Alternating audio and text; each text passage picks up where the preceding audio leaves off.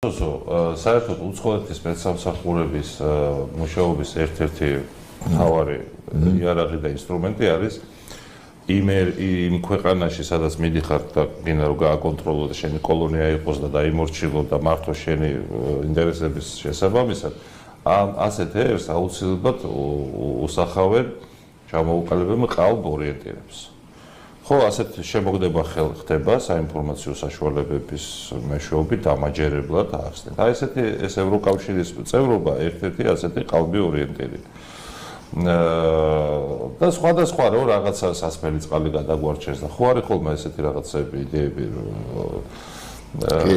ხო და ამ დროს რო ეტყვი რომ აბა მიდი გააკეთე არაფერი ბალახ შევჭამ ბორჯომი გვარჩენს ხო გახსოვს გეუბნები რagazzo დროებით შევწყვიტეთ კოჭის შამა და ბალახი მიდროთ კი ხო აბა და 1 საათით შუქი გამოვთოთ და ეკონომია გავაგა რაღაცა ესეთი